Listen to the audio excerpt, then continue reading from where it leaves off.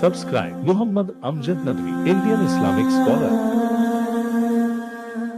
من الشيطان الرجيم بسم الله الرحمن الرحيم وقال فرعون يا هامان ابن لي صرحا لعلي أبلغ أسباب السماوات فأطلع إلى إله موسى وإني لأظنه كاذبا وكذلك زجن لفرعون سوء عمله وصد عن السبيل وما كيد فرعون إلا في تباب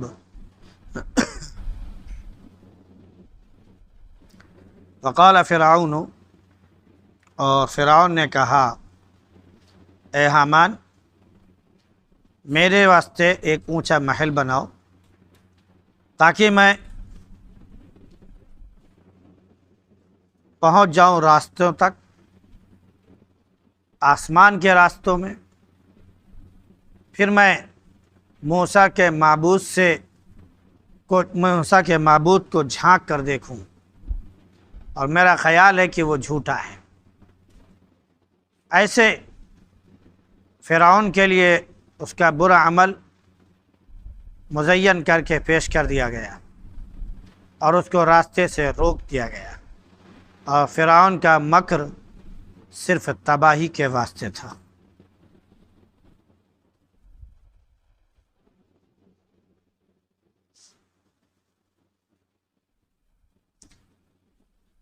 گزشتہ آیات میں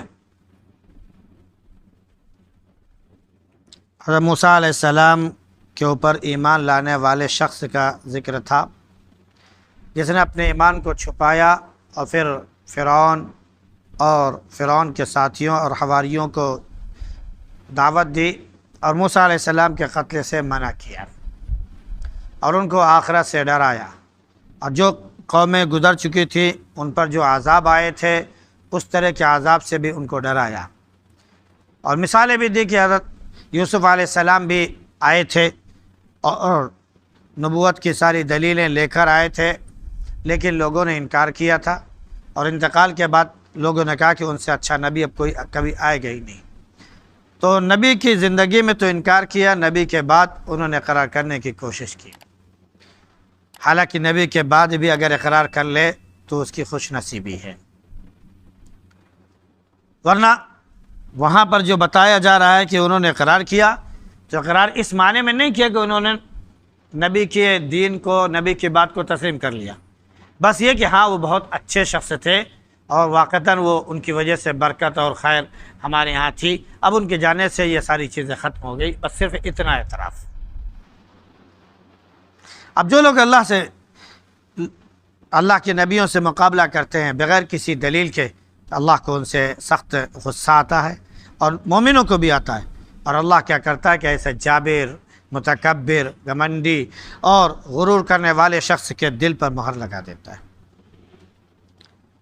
تو جب مہر کی بات آئی تو یہاں پر گویا کہ فرعون کو بھی اللہ نے بتا دیا کہ فرعون کے دل پر بھی مہر لگ گئی۔ یہ بتانا مقصود ہے کہ فرعون اپنے وقت کا بادشاہ تھا، اپنے وقت کا وہ کیا تھا؟ حاکم تھا، بلکہ حاکم ہی نہیں، اس نے تمام لوگوں سے یہ بھی کہہ دیا تھا کہ تم مجھے خدا مانو، مجھے اپنا رب مانو اور میری عبادت کرو۔ اعلان بھی کیا تھا، انا ربکم الاعلی، میں تمہارا سب سے برتر، سب سے بڑا رب ہوں۔ تو اللہ رب العزت نے اس کے دل پر مہر لگا دی تھی،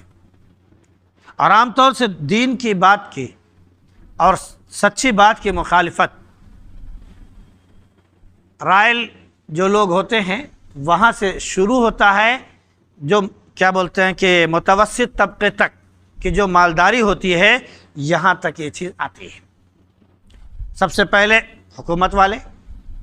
پھر حکومت کے جو بعد گزار ہیں، یعنی اس کے جو کارندے ہیں جو حکومت سے جڑے ہوئے ہیں، وہ وزیر ہیں، وہ فلاں ہیں، وہ دھماکہ ہیں، وہ انکار کریں گے۔ پھر اس سے نیچے اور آ جائیے، جو اس سے جڑے ہوئے ادھیکاری ہوں گے وہ انکار کریں گے۔ درجہ بدرجہ اوپر سے لے کر نیچے تک یہ جو مالدار اور حکومت سے جڑے ہوئے لوگ ہیں سب سے پہلے یہ انکار کرتے ہیں۔ تو اللہ نے فرمایا کہ فرعون نے انکار بھی کیا اور اللہ کا مقابلہ کرنے کی کوشش کی، اللہ کا مقابلہ کرنے کی کوشش کی۔ اب اللہ کا مقابلہ کیا؟ اس نے کہا کہ اپنے وزیر حامان سے، اے حامان ایک بلڈنگ بناؤ یا ایک زینہ بناؤ، ایک اونچی عمارت بناؤ، اور اتنی اونچی عمارت کہ موسیٰ کا یہ خیال ہے کہ اس کا رب آسمان میں ہے، تو اتنی اونچی عمارت بناؤ کہ ہم آسمان تک گویا پہنچ جائیں اور ہم موسیٰ کے رب کو جھانک کر دیکھ لیں کہ وہ کیا کر رہا ہے، کیا واقعتاً وہ رب ہے بھی یا نہیں۔ اب آپ اندازہ کر سکتے ہیں آج کے اس ٹیکنالوجی دور کے لحاظ سے کہ ہمارے جہاز 50,000 فٹ، 70,000 فٹ، اور لڑاکو جہاز جو ہیں وہ 100,000 مطلب کہ 100,000 فٹ تک کے بلندی تک جاتے ہیں۔ آج تک تو آسمان کی بلندی کو چھو نہیں پائے۔ ایک عمارت کے ذریعے آدمی آسمان کی بلندی کو کیسے چھو سکتا ہے؟ وہ صرف اور صرف ایک بچکانہ سوچ اور فکر ہو سکتی ہے کہ چھوٹا سا بچہ سوچتا ہے کہ ہم مٹی جو برادہ ہے اس سے ہم جو کوئی بہت بڑا قلعہ تعمیر کریں، پھر وہ بنانے کی کوشش کرتا ہے، تھوڑی دور تک اونچائی تک آتا ہے، اس کے بعد بھر سب نیچے آ جاتا ہے۔ وہی حال فرعون کا ہوا، وہی حال فرعون کا بھی ہوا کہ فرعون نے کہا کہ اے حامان تم جو ہے ایک اونچی عمارت بناؤ، میں اس کے ذریعے آسمان کے راستوں میں جاؤں گا، یعنی آسمان کے زینوں تک جاؤں گا، آسمان کے جو جھروکے ان کو دیکھوں گا، پھر اس کے ذریعے جو ہے ان دروازوں سے میں دیکھنا چاہتا ہوں کہ موسیٰ کا رب کیا کر رہا ہے۔ اور مجھے پورا یقین ہے کہ موسیٰ اپنے معاملے میں بالکل جھوٹ ہے۔ تو اس نے کہا اسباب السماوات فاطلع الی الہ موسیٰ، آسمانوں کے دروازوں تک پہنچوں گا تاکہ اس کے ذریعے موسیٰ کے معبود کو جھانک کر دیکھوں، مجھے یقین ہے کہ وہ جھوٹا ہے۔ اللہ نے فرمایا کہ ہم نے فرعون کے لیے اس کا جو برا عمل تھا اس کو مزین کر کے پیش کیا کہ وہی اس کو سنہرا اور وہی اس کو سب سے اچھا لگنے لگا۔ جیسے آج ہماری حکومت کو کچھ نظر نہیں آ رہا ہے، دکھانے والے آئینہ دکھا رہے ہیں کہ مہنگائی بڑھتی جا رہی ہے، فلاں چیز کی قیمت بڑھتی جا رہی ہے، فلاں ایسے ہوتا جا رہا ہے، غریبی ریکھا اور بھی زیادہ بڑھتی جا رہی ہے، وغیرہ وغیرہ۔ ہمارے ہاں کا خزانہ خالی ہوتا چلا جا رہا ہے۔ لوگ آئینہ دکھانے والے دکھا رہے ہیں، لیکن حکومت جو ہے آسمان کی طرف دیکھ رہی ہے۔ ہمیں تو آسمان والے کے دین کو مٹانا ہے، اس کے گھر کو مٹانا ہے، اس کو یوں کرنا ہے، اس کو وہ کرنا ہے۔ تقریباً ہندوستان کے یہ مان لیجئے کہ منیمم 6,000 مسجدیں نشانے پر ہیں جو تاریخی مسجدیں ہیں۔ اس کے اوپر کتنی مسجدیں ہیں یہ اللہ ہی بہتر جانتا ہے۔ تو فرعون نے مقابلہ کیا تھا اللہ کا، برباد ہوا۔ ایک وقت تھا کہ اسی پارٹی کا کوئی وزیر اعظم تھا، اس نے جب ہندوستان میں مصیبت آئی، سونامی یا اس طرح کی جو لہریں آئیں، اس نے کہا کہ ہم نے یہ تیاری کر رکھی ہے کہ اب تو رب بھی میرا کچھ نہیں بگاڑ سکتا، اب تو خدا بھی میرا کچھ نہیں۔ یہ ہندوستان کے ایک بادشاہ کی بات بتا رہا ہوں۔ اس نے کہا کہ اب تو خدا بھی میرا کچھ نہیں بگاڑ سکتا، ہم نے وہ تیاریاں کر رکھی ہیں۔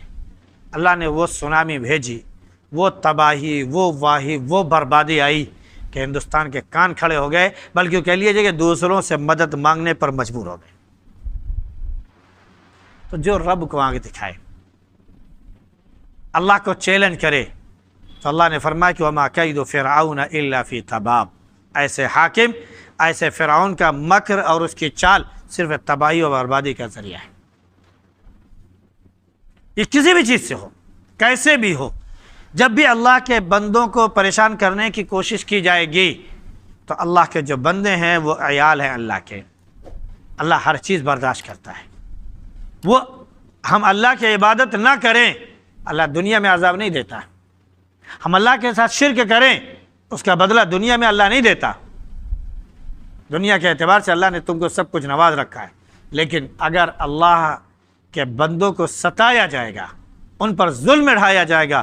تب اللہ رب العزت فرماتا ہے کہ مجھے اس سے کوئی پرواہ نہیں کہ وہ کون ہے، کیسا ہے،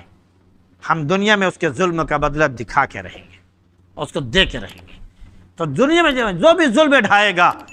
چاہے ایمان والا ہو چاہے وہ غیر ایمان والا ہو، اللہ کا اصول یہی ہے کہ اس کو دنیا میں مزہ چکھا کے رہتا ہے۔ صلی اللہ رب العزت ہم سب کو ظلم و زیادتی سے بچائے اور اپنی صحیح معنوں میں تابعداری نصیب فرمائے. سبحان اللہ بحمدی سبحانک اللہم و بحمدک ونشہد ان لا الہ الا انت نستغفرک.